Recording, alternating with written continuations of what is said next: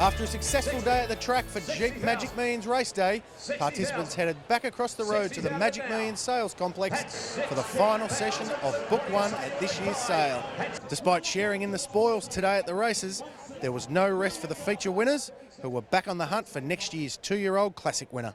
As has been the theme for the week, Gai Waterhouse was typically active, paying $525,000 for a colt by Northern Meteor out of the Anabar mare Miss Bowie. I trained Northern Meteor for Mr. Kowenko and made him into a Group 1 horse. He stood up, wouldn't stud till his demise. Yes, I'm delighted to be training the horse.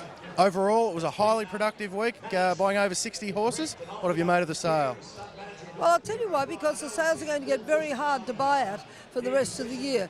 You know, when you get the overseas buyers coming into our other sales, as they will, I don't think the average punter will be able to put their hand in the air. I think it'll be just too expensive. So I saw an opportunity here. I didn't think there was quite the depth of punters here, and so I saw an opportunity and I've taken it. Waterhouse didn't have the top lot on day 4, however. That honour went to Bryce Hayes, who paid $600,000 for a colt by More Than Ready out of the family of Golden Slipper winner Polar Success, who'll spearhead his fledgling training operation in Sydney. Physically, you know, he's as impressive colt as there was on the sale ground. We perceived him as the best colt in the sale.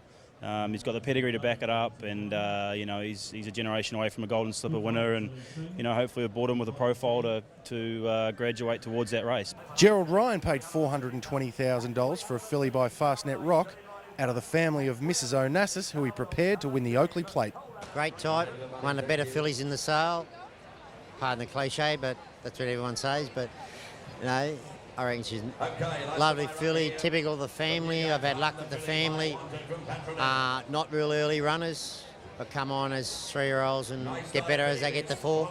As he was on the first 3 days, Magic Millions Managing Director Vin Cox was ecstatic with the session.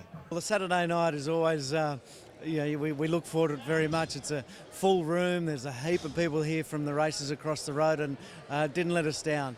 And what about the week in general? Some amazing figures.